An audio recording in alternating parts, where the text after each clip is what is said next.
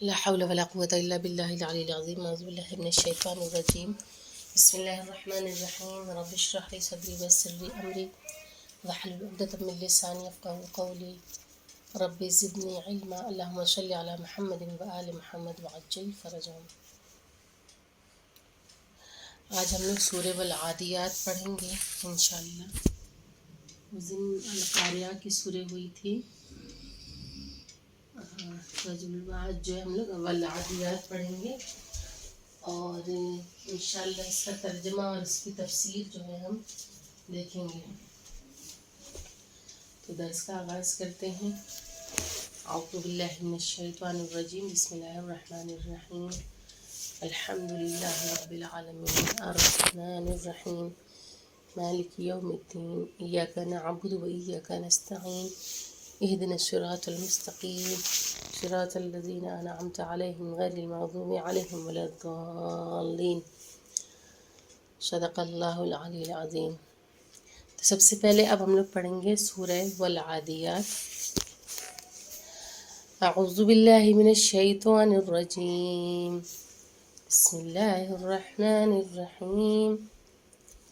والعادیات ضبحا فالموریات قدحا فالمغیرات صبحا فأثرن به نقعا فوسطن به جمعا إن الإنسان لربه لكنود وإنه على ذلك لشهيد وإنه لحب الخير لشديد أفلا يعلم إذا بعثر ما في القبور وحصل ما في الصدور إن ربهم بهم يومئذ لخبير. صدق الله العلي العظيم. اللهم صل على محمد. یہ سورہ جو ہے یہ مکی سورہ ہے اور اس سورہ میں پروردگار عالم جو ہے وہ کس طرح سے قسم کھا رہا ہے اور اپنی بات کو واضح کر رہا ہے. خداوند کریم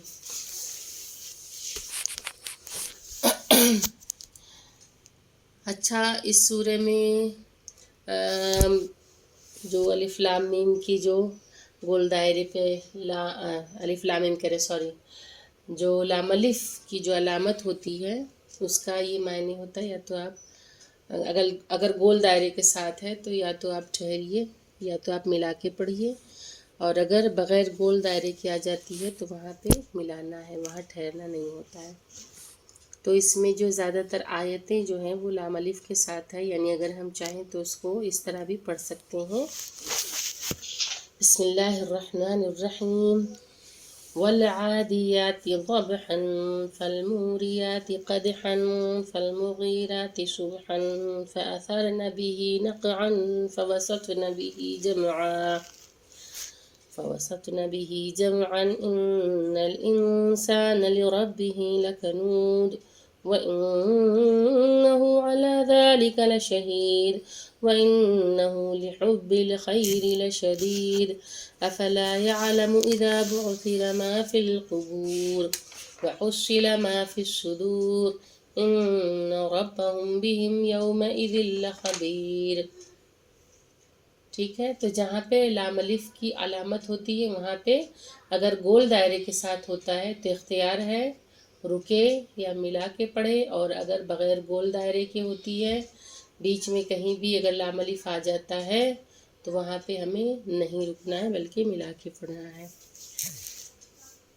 تو جو تجوید ہے نا، اس میں چھوٹی چھوٹی سی باتیں جو بہت باریکیاں ہیں، انسان کو کہاں ٹھہرنا کہاں نہیں ٹھہرنا ہے اور کہاں پہ کون سا قاعدہ جاری ہو رہا ہے، یہ ایک الگ سبجیکٹ ہے. تو ابھی فی الحال تو ہم لوگ صرف اور صرف ترجمہ اور تفسیر دیکھ رہے ہیں. اس کی الگ سے بھی کلاسز وغیرہ چلتی ہیں، جس کو ماہ رمضان کے بعد اگر جوائن کرنا ہو تو آپ لوگ جوائن کریے. اور میرا یہ کہنا ہے، خاص طور سے میں تاکید کروں گی کہ تجوید سیکھیے، کیونکہ جب تک تجوید کے ساتھ قرآن نہیں پڑھیں گی تب تک قرآن جو ہے پڑھنے کا صحیح طریقہ پتہ نہیں چلے گا. اور تجوید کا مطلب بہتر اور خوبصورت بنانا ہے، تو قرآن کو خوبصورتی سے پڑھنا ہے، لہٰذا اس میں بہت ساری چیزیں آتی ہیں اس کے ساتھ کہ کہاں ٹھہرنا ہے، کہاں ملا کے پڑھنا ہے، رموز اوقاف یعنی وقف کے بارے میں بھی بتایا جاتا ہے، اور اس کے علاوہ اس میں مخارج حروف بتائے جاتے ہیں کہ کون سا حرف کہاں سے ادا ہوگا، تو اس کا ایک الگ کلاس ہے، اور ماہ رمضان کے بعد جس کو جوائن کرنا ہوگا وہ ضرور جوائن کرے اور سیکھے۔ تو سب سے پہلے ہم لوگ دیکھتے ہیں کہ والعادیات ضبحا میں ذبح کے معنی کیا ہیں؟ تو ذبح کے معنی ہیں دوڑنے میں سانس کی آواز، ٹھیک ہے، دوڑنے میں جو سانس کی آواز ہوتی ہے اس آواز کو کہتے ہیں ذبح۔ اور اس میں جیسا کہ ذکر ہو رہا ہے کہ کیا ذکر ہے، یہاں دیکھیے میں نے اس دن بتایا تھا کہ جہاں پہ الف لام آ جاتا ہے، جہاں واو الف لام سے سٹارٹنگ ہوتی ہے وہاں پہ قسم جو ہے وہ یہ پتہ چل جاتا ہے کہ یہاں پہ اللہ نے قسم کھائی ہے، یعنی کہ تاکید کی ہے، کسی بات کی طرف اشارہ کیا ہے انسان کو تنبیہ کرنے کے لیے۔ تو پروردگار عالم نے یہاں قسم کھائی ہے کس کی؟ فراٹے بھرتے ہوئے تیز رفتار گھوڑوں کی قسم کھائی ہے۔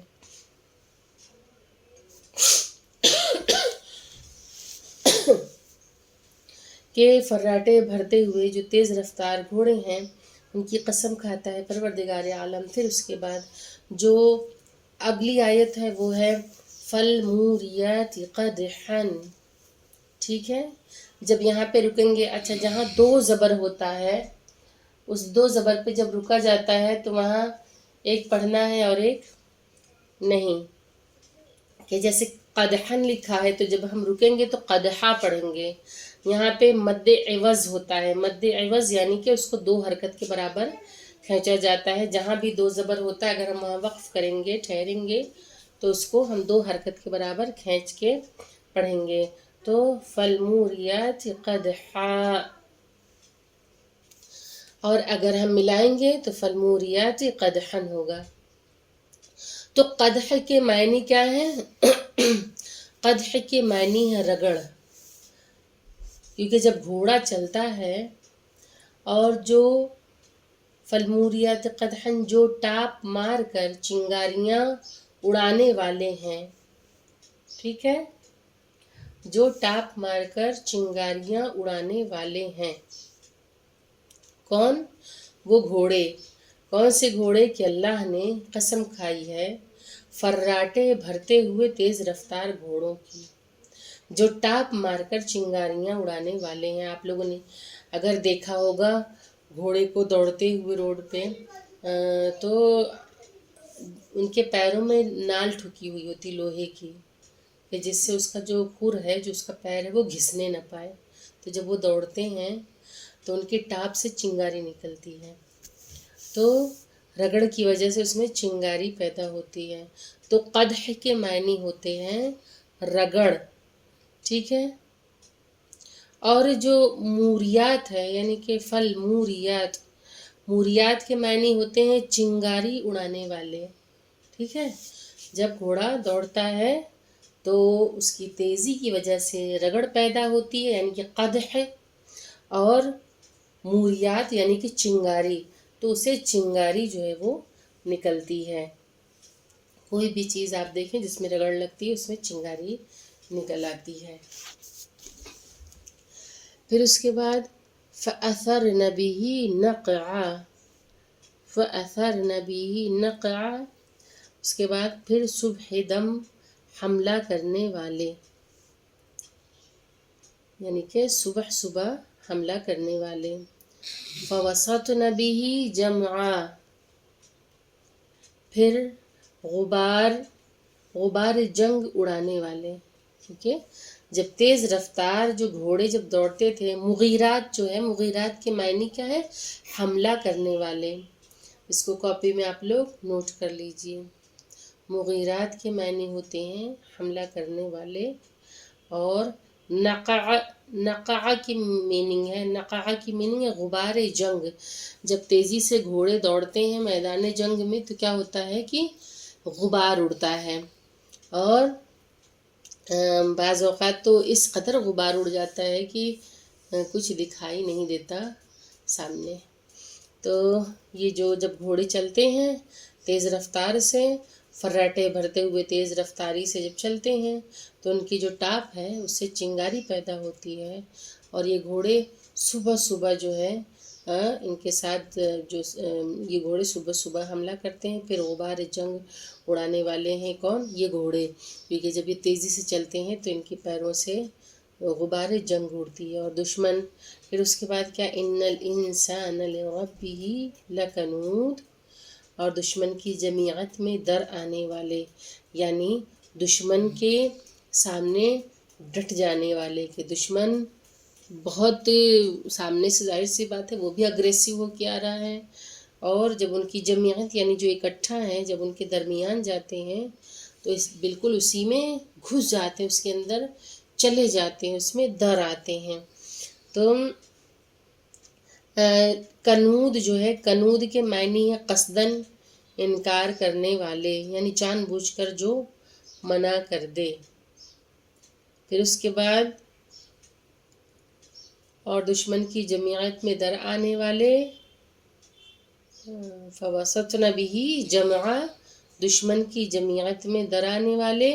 ان الانسان لربہ لکنود، بے شک انسان اپنے پروردگار کے لیے بڑا ناشکرا ہے. تو کنود کے معنی ہوتے ہیں جان بوجھ کر انکار کرنے والا. پھر اس کے بعد وَإِنَّهُ عَلَى ذَلِكَ لَشَهِيدٌ، اور وہ خود بھی اس بات کا گواہ ہے کہ وہ کس طرح سے ناشکرا ہے، کس طرح سے وہ انکار کرتا ہے. پھر اس کے بعد آگے کی آیت ہے کہ اِنَّهُ لِحُبِّ الْخَيْرِ لَشَدِيدٌ، اور وہ مال کی محبت میں بہت سخت ہے، کہ انسان کے اندر مال کی محبت جو ہے وہ بہت زیادہ ہوتی ہے، اس کے اندر ہی نیچرلی پایا جاتا ہے کہ وہ مال جمع کرنے میں زیادہ آگے ہوتا ہے. تو الخیر جو ہے، الخیر کے معنی ہیں مال کے. تو وَإِنَّهُ لِحُبِّ الْخَيْرِ، اور وہ کیا کرتا ہے؟ اس کے دل میں مال جمع کرنے، مال کی محبت بہت، اور وہ مال کی محبت میں بہت سخت ہے. ٹھیک ہے. پھر اس کے بعد میں فرمایا افلا یعلم اذا بعثر ما فی القبور، کیا اسے نہیں معلوم کہ جب مردوں کو قبروں سے نکالا جائے گا. پروردگار عالم اس میں ارشاد فرما رہا ہے خداوند کریم کہ ایک دن وہ آئے گا کہ مردوں کو جو ہے وہ قبروں سے نکالا جائے گا. شازیہ آصف، آپ اپنا جو میوٹ کر لیجئے اسپیکر، آواز آ رہی ہے وہاں سے. جی السلام علیکم میم. وعلیکم السلام. جی تو بعثرہ، نماز پڑھ رہی تھی اس وقت. اچھا مائک میوٹ کر دیجئے. بعثرہ یہاں پہ پھر ہے افلا یعلم اذا بعثر ما فی القبور، بعثرہ یعنی کہ الٹ پلٹ کرنا، ٹھیک ہے. ما فی القبور یعنی مردے، مردے جو ہیں وہ الٹ پلٹ دیے جائیں گے اس دن. اور کیا ہے؟ کیا اسے نہیں معلوم کہ جب مردوں کو قبروں سے نکالا جائے گا، یعنی جو دنیا سے گزر چکے ہیں وہ اس خام خیالی میں نہ رہیں کہ جو کچھ گزر چکا اور سب کچھ اسی دنیا میں ہو جانا ہے. کیونکہ ایک طبقہ، بہت بڑا طبقہ انسانوں کا، بے شک انسان ناشکرا ہے، ایک بہت بڑا طبقہ انسانوں کا ایسا بھی ہے جو انکار کرتا ہے قیامت پہ، انکار کرتا ہے دوبارہ اٹھائے جانے پر، جبکہ تمام دلیلیں اس کے موجود ہیں، اس کے باوجود جو ہے اس پہ انکار کرتا ہے. پھر اس کے بعد ارشاد ہو رہا ہے وَحُصِّلَ مَا فِي الصُّدُورِ، اور دل کے رازوں کو ظاہر کر دیا جائے گا. صدر یعنی کہ جو سواد سے ہوتا ہے، ما فی الصدور یعنی وہ راز جس کو مجرمین اپنے دلوں میں چھپائے ہیں۔ صدر کے معنی سینہ ہے، اور معافی یعنی کہ وہ راز، معافی صدور جو اس میں پنہا ہے، ان کے دلوں میں پنہا ہے۔ معافی صدور وہ راز جو ان کو، وہ راز جس کو مجرمین اپنے دلوں میں چھپائے ہوئے ہیں، اور ان کا خیال ہے کہ ان کی اطلاع کسی کو نہیں ہو سکتی۔ ٹھیک ہے، کیا ہے آگے، کیا ہے، ان ربہم بہم یومئذ لخبیر، تو ان کا پروردگار اس دن کے حالات سے خوب باخبر ہے۔ کہ اگر کوئی یہ سوچتا ہے کہ میں جو چاہوں وہ کروں، میں جو چاہوں وہ سوچوں، کسی کو اس کی خبر نہیں ہے، تو بے شک دنیا میں کسی کو خبر نہیں ہے، لیکن پروردگار عالم کو ہر بات کی خبر ہے کہ انسان کے دل و ذہن میں کیا چل رہا ہے، اس کے ذہن میں کیا بات گردش کر رہی ہے، وہ کس کے بارے میں کیا سوچتا ہے۔ یہ اللہ تبارک و تعالیٰ کا بہت بڑا احسان ہے ہم پر کہ ہم اس نبی کی امت ہیں، کہ جس نبی کو رحمت للعالمین کہا گیا، جو پوری دنیا کے لیے رحمت بن کے آئے، اور واقعاً وہ رحمت ہی ہیں۔ کہ پروردگار عالم فرماتا ہے، ایک دور ایسا تھا، یعنی پچھلی جو امتیں تھیں، جو کہ بنی اسرائیل ہوا کرتے تھے، جو قوم ہیں، ان لوگ کے قوانین بہت سخت ہوتے تھے، اور ان میں سے ایک سب سے سخت قانون یہ بھی تھا کہ جب جس اعضاء سے گناہ ہو جاتا تھا اس اعضاء کو کاٹ کے نکال دیا جاتا تھا۔ مطلب اس طریقے کے سخت قانون ہوا کرتے تھے۔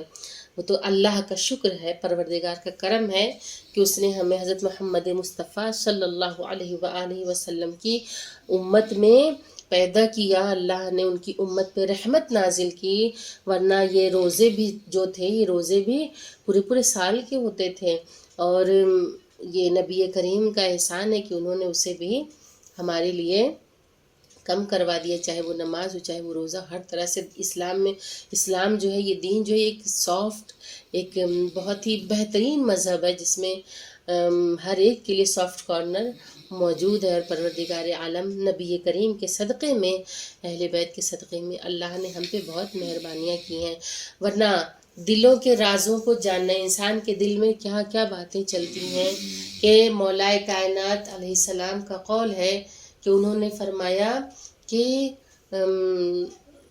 مطلب یہ کہ اگر انسان کے جو راز ہیں ایک دوسرے پہ عیاں ہو جائیں، ظاہر ہو جائیں کہ کس کے دل میں کیا چل رہا ہے، تو لوگ ایک دوسرے کے جنازوں میں جانا چھوڑ دیں گے۔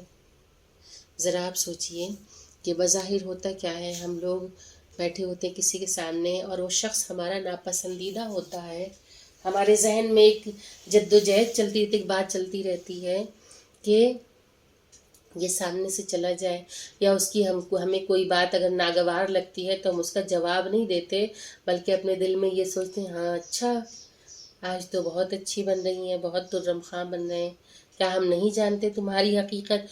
تو اس طرح کی بہت سی باتیں جو تھی ہمارے دلوں میں رہتی ہیں، زبان سے جاری نہیں ہوتی ہیں، اور اللہ ہم سب کا بھرم رکھتا ہے، پروردگار عالم، اور وہ پاک و پاکیزہ ہے، وہ ذات عفو درگزر کرنے والا۔ یہ تو اللہ کا شکر ہے کہ اللہ نے سب کچھ اپنے ہاتھ میں رکھا ہے، کہ اجر و ثواب احسان سب کچھ اللہ کے ہاتھ میں، ورنہ اگر انسان کے ہاتھ میں ہوتا تو کوئی کسی کو جینے بھی نہ دیتا۔ تو ہمارے دلوں میں کون کون سے راز چلتے رہتے ہیں، کون کون سی باتیں چلتی رہتی ہیں، اللہ رب العزت کا احسان ہے کہ اس نے ان رازوں کو چھپا کے رکھا۔ وہ ستار العیوب ہے، غفار الذنوب ہے، وہ عیوب کا جو ستر ہے، وہ چھپانے والا ہے، ہمارے جو عیوب ہیں، ہماری جو کوتاہیاں ہیں، ان تمام چیزوں پہ پردہ ڈالنے والا ہے، اور وہ غفور الرحیم بھی ہے، غفار الذنوب بھی ہے، کہ وہ گناہوں کو بھی معاف کر دیا کرتا ہے، کہ اگر انسان کبھی کوئی گناہ اگر سرزد ہو اور صدق دل سے اللہ کی طرف اگر وہ پلٹ آتا ہے، اور اس طرح سے پلٹ کر آتا ہے کہ دوبارہ وہ اپنے دل میں یہ تہیہ کر لیتا ہے کہ اب میں کبھی اس گناہ کی طرف پلٹ کر نہیں جاؤں گا، اور جب توبہ استغفار کر لیتا ہے تو خداوند کریم اپنی رحمت کے سائے میں لے لیتا ہے، کہ اس قدر محبت کرنے والا ہے وہ اللہ۔ تو اللہ نے سب کے دلوں کے رازوں پہ پردے تو ڈال رکھے ہیں، لیکن اگر کوئی یہ سوچ لے کہ جب اللہ نے سب کے رازوں کو چھپا دیا تو اب انسان جو ہے وہ اس قدر ناشکرا ہے کہ انسان کیا کرتا ہے کہ وہ یہ سوچتا ہے کہ میرے دل میں جو چل رہا ہے اس سے تو کوئی باخبر ہے ہی نہیں، وہ اللہ کو بھول جاتا ہے، اللہ کے خوف کو وہ بھلا دیتا ہے، وہ تمام چیزوں میں اپنے نفس کی طرف، اپنے نفس کی پیروی زیادہ کرتا ہے بشرطے کہ خدا کی طرف۔ اچھا، اس آیت، اس سورے کا پورا جو ایک کانسیپٹ ہے وہ کس بارے میں، اب ہم لوگ اس پہ بات کرتے ہیں کہ پروردگار عالم نے اس سورے میں یہ بتا دیا ہے کہ ہر شخص کو کہ کس قدر جو ہے وہ شرمناک بات ہے کہ پروردگار گھوڑوں کی قسم کھائے اور انسان کی سرکشی کا اعلان کر دے، کہ یہ بھی ایک شرمناک بات ہے۔ کیوں؟ اس کی بہت لمبی ڈیٹیل ہے، بہت لمبی اس کی تفصیل ہے، مجھے تفصیل میں نہیں جانا ہے، بس اشارتاً اتنا کہ وہ زمانہ تھا کہ بہت سے ایسے لوگ تھے نبی کریم صلی اللہ علیہ وآلہ وسلم کے زمانے میں کہ لوگ جہاد میں جانے سے کتراتے تھے۔ جب حکم جہاد ہوتا تھا کہ اللہ کی راہ میں جہاد کرو، اپنے گھروں سے نکلو اور دشمن کی صفوں کو چیر دو اور ان کی صفوں میں در آؤ، ان کی صفوں میں چلے جاؤ اور وہاں پہ ان کا خاتمہ کرو، تو یہ لوگ گھر سے نہیں نکلتے تھے۔ ان کے اندر خوف ہوتا تھا اور یہ اللہ کی باتوں کا انکار کرتے تھے، پروردگار عالم کے حکم کا انکار کرتے تھے۔ جب اللہ حکم دیتا تھا تو نبی کریم ان سے جب جہاد کے لیے کہتے تھے تو یہ لوگ منع کر دیتے تھے۔ تو انسان اتنا گیا گزرا ہے کہ پروردگار عالم یہ بتانا چاہ رہے کہ تم سے اچھے تو وہ گھوڑے ہیں۔ اللہ قسم کھا کے کہتا ہے، کس کی؟ فراٹے بھرتے ہوئے تیز رفتار گھوڑوں کی، کہ اے انسان تم سے اچھے تو وہ گھوڑے ہیں کہ جو ٹاپ مار کر چنگاریاں اڑانے والے ہیں اور پھر صبح دم حملہ کرنے والے ہیں اور پھر غبار جنگ اڑانے والے ہیں اور دشمن کی صفوں میں، ان کی جمعیت میں، ان کے مجمع میں در آنے والے ہیں۔ کہ انسان گھوڑے سے بھی گیا گزرا تھا، کہ انسان کی ہمت نہیں تھی کہ وہ دشمن کی صفوں میں چلا جاتا اور جا کر ان کا مقابلہ کرتا۔ تو پروردگار عالم نے یہاں پہ کس طرح سے اپنی بات کو سمجھایا ہے کہ کس قدر یہ بات جو ہے وہ ایک شرمناک بات ہے کہ انسان، مسلمان جہاد میں نہیں جاتے تھے، اور انسان کی سرکشی کا سب سے بڑا یہ اعلان ہے کہ پروردگار عالم یہاں پہ انسان کی سرکشی کس طرح سے اللہ رب العزت بیان فرماتا ہے کہ گھوڑے کی قسم کھا کے پھر گھوڑے کی تعریف کرنے کے بعد پھر اس کے بعد اللہ نے بتا دیا کہ بے شک انسان اپنے پروردگار کے لیے بڑا ناشکرا ہے۔ اللہ نے کفران نعمت کے لیے تنبیہ کی، انسان کو شکران نعمت کرو کہ خدا نے نعمتیں دی ہیں تو اس کا شکریہ ادا کرو اور کفران نعمت نہ کرو۔ لیکن انسان جو ہے وہ بہت زیادہ ناشکرا ہے کہ جب انسان کو نعمت ملتی ہے تو وہ بعض اوقات شکر پروردگار کرنا بھول جاتا ہے، اللہ کا شکریہ ادا کرنا بھول جاتا ہے، اور اس تمام نیکی کا جو کریڈٹ ہوتا ہے وہ اپنے اوپر لے لیتا ہے کہ ارے ہماری محنت ہے، ہم نے ایسے کیا تو ایسے ہوا، ہم نے ایسے کیا تو ایسے ہوا، ہم یہ نہ کرتے تو یہ نہ ہوتا۔ نہیں، انسان کو بھولنا نہیں چاہیے کہ اگر خدا کی مدد نہ ہوتی انسان لاکھ جد و جہد کر لے، اگر خدا کی مدد نہ ہوتی تو کیا کامیابی حاصل ہوتی؟ انسان کو چاہیے کہ اللہ کا شکر ادا کرے اور اس کی باتوں کو مانے، اللہ کے حکم کو مانے۔ لیکن افسوس، صد افسوس کہ جب جہاد کا حکم دیا گیا تو مسلمانوں نے، ان لوگوں نے جہاد میں جانے سے انکار کر دیا، منع کر دیا۔ انہیں جب خوف آ گیا تو اللہ نے کس طرح سے پھر کہا، بتا دیا کہ فراٹے بھرتے ہوئے تیز رفتار گھوڑوں کی قسم جو ٹاپ مار کر چنگاریاں اڑانے والے ہیں، پھر صبح دم حملہ کرنے والے ہیں، پھر غبار جنگ اڑانے والے ہیں اور دشمن کی جمعیت میں در آنے والے ہیں، ان کی جمعیت میں داخل ہو جانے والے ہیں بلا خوف و خطر۔ کیوں نہ ہو، گھوڑے تیز رفتاری سے میدان کی طرف جاتے ہیں اور وہ صبح دم کھائے پیے بغیر حملہ آور ہو جاتے ہیں۔ ٹھیک ہے، وہ کھائے پیے بغیر حملہ آور ہو جاتے ہیں، وہ دشمنوں کے درمیان بالکل گھس جاتے ہیں، چلے جاتے ہیں، در آتے ہیں اور کسی بات کی پرواہ نہیں کرتے ہیں، انہیں کوئی خوف نہیں ہوتا ہے کہ ہم مارے جائیں گے۔ انہیں کوئی کسی بھی قسم کا جو ہے انہیں ڈر نہیں ہوتا ہے کہ ہم قتل کر دیے جائیں گے، ہمارا کیا ہوگا، نہیں، یہ انسان سوچتا ہے۔ تو صبح دم کھائے پیے بغیر یہ حملہ آور ہوتے ہیں اور وہ دشمنوں کے درمیان اندر آتے ہیں اور کسی بات کی پرواہ بھی نہیں کرتے، اور انسان جان کی فکر اور مال کے اندیشے میں مبتلا رہتا ہے۔ انسان کی سب سے بڑی کمزوری ہے کہ انسان اپنی جان کی فکر میں اور اپنے مال کی محبت میں مبتلا ہوتا ہے۔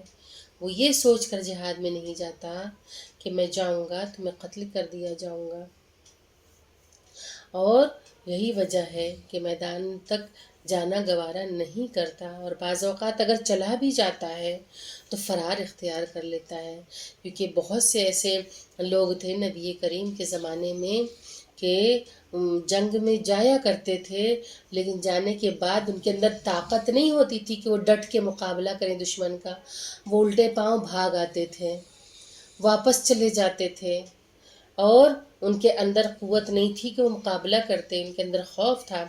تو جو کام اللہ کے لیے ہوتا ہے، جب کسی کی نیت صدق ہوتی ہے، صادق ہوتی ہے، سچی نیت ہوتی ہے نا، تو پروردگار عالم اس انسان کے اندر سے خوف جو ہے، دنیا کا خوف دور کر دیتا ہے۔ جس کے اندر اللہ کا خوف ہو جائے وہ دنیا کی کسی چیز سے نہیں ڈرتا ہے پھر، لیکن جو اللہ سے ڈرنا چھوڑ دیتا ہے پھر وہ دنیا کی ہر چیز سے ڈرنا شروع کر دیتا ہے۔ تو یہی وجہ ہے کہ وہ لوگ بھی تھے جو میدان جنگ سے فرار اختیار کر لیتے تھے۔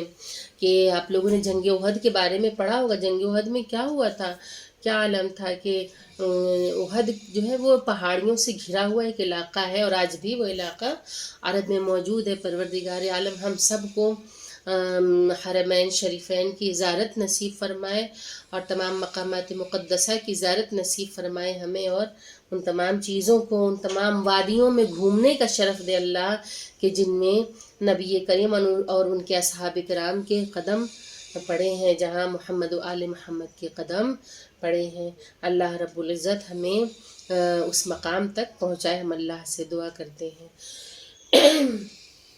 تو جنگ احد میں کیا ہوا تھا کہ پہاڑیوں سے گھرا ہوا وہ علاقہ تھا، ایک طرف کفار کا لشکر تھا جو اپنے لات و عزا کا پرچم ہاتھوں میں لیے ہوئے اپنے بتوں کی مدح سرائی کرتا ہوا مسلمانوں سے لڑنے کے لیے آمادہ تھا، اور ایک طرف مسلمان تھے کہ چند لوگوں کو نبی کریم نے ایک احد جو تھا جب وہ 3 طرف سے گھرا ہوا تھا، لیکن اور سامنے دشمن تھا، اور ایک جگہ ایسی تھی کہ جہاں اتنا گیپ تھا کہ دشمن پیچھے سے حملہ کر سکتا تھا۔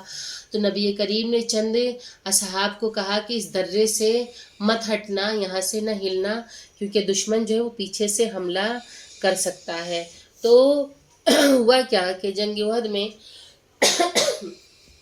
جب مسلمانوں کو فتح و کامرانی جب حاصل ہونے لگی تو اس وقت جو جنہیں رسول خدا صلی اللہ علیہ وآلہ وسلم نے اس درے پہ، اس جگہ پہ جہاں تعینات کیا تھا، وہاں سے ان لوگوں نے صرف اور صرف مال غنیمت کے لالچ میں اس درے کو چھوڑ دیا، اور جب درے کو چھوڑ دیا، یہاں مسلمان سیدہ کہکشاں پلیز آپ اپنا مائک بند کر دیجئے، وہاں سے آواز آ رہی ہے، ٹھیک ہے؟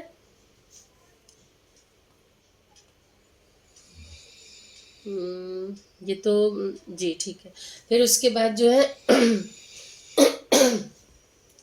نبی کریم نے کہا تھا کہ اس درے کو کچھ بھی ہو جائے اس درے کو چھوڑنا نہیں، اس اپنی جگہ سے ہلنا مت، لیکن ان اصحاب نے صرف اور صرف مال کی لالچ میں، وہی بات آ گئی کہ